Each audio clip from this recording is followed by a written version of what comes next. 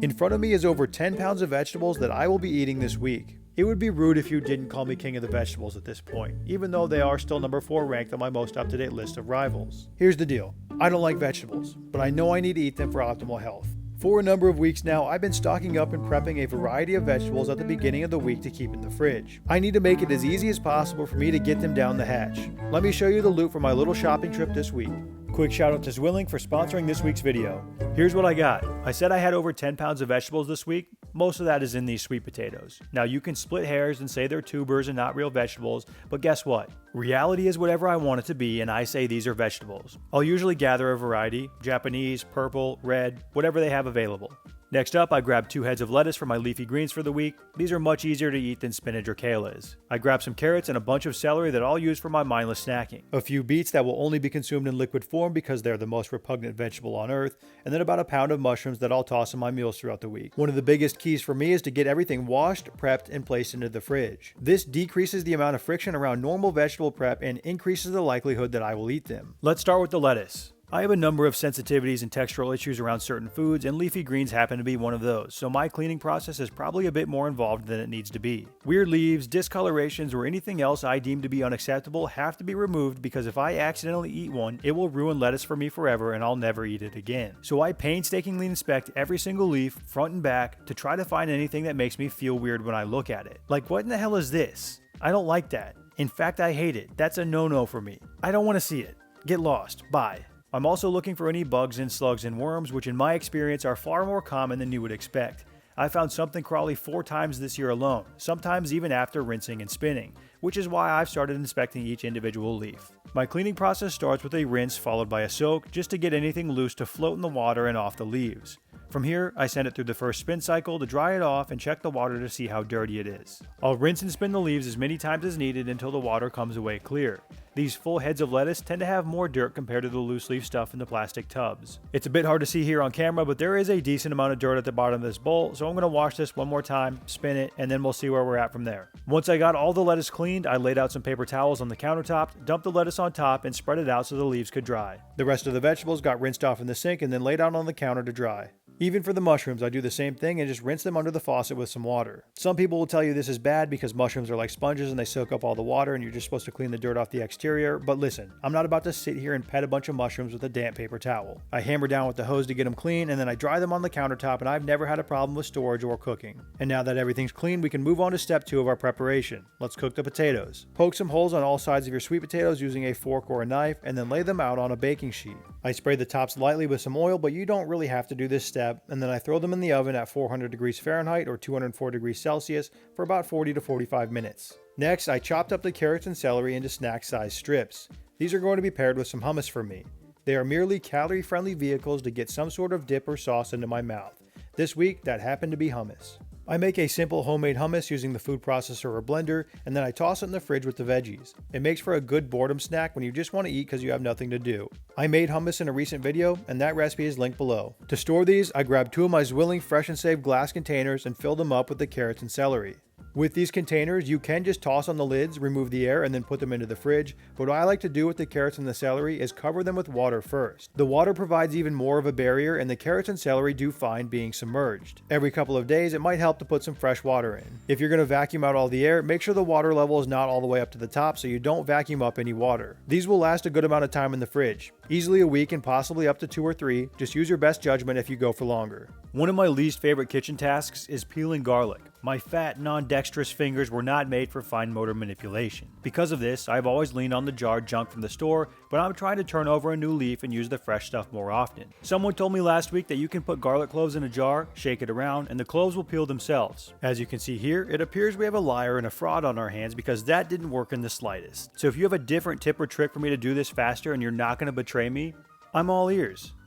Just kidding, I have other body parts too, like my dumb fingers, and once they were done peeling all this garlic, I moved the cloves into a small Fresh and Save container and took out the air so I could keep these in the fridge for the week. Once my lettuce had dried up a bit, I used 2 of the Fresh and Save fridge boxes to store it. I laid a paper towel down on the bottom of each one just to help with any extra moisture on the lettuce that may still remain. The lettuce got divided into both the containers, lids put on top, air sucked out, and then it's ready to go in the fridge. Once these mushrooms were completely dry, I was able to fit 1 pound of them in one of the large size containers and then repeated the process for removing the air.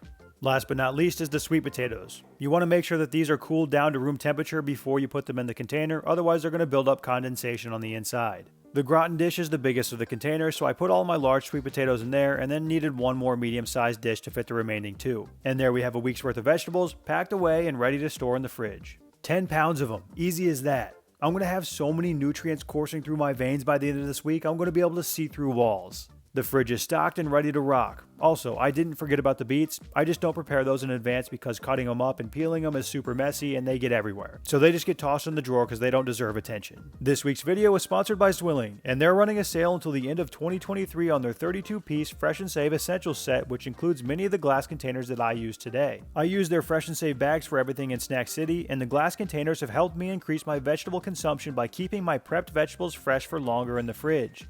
There is a link to the 32-piece essential set as well as the 7-piece starter set in the caption below. Now let me show you how I eat these plants. Starting off with the lettuce. I've eaten a Caesar salad every day for weeks now because this Caesar dressing we're about to make has rocked my world. I crave it daily.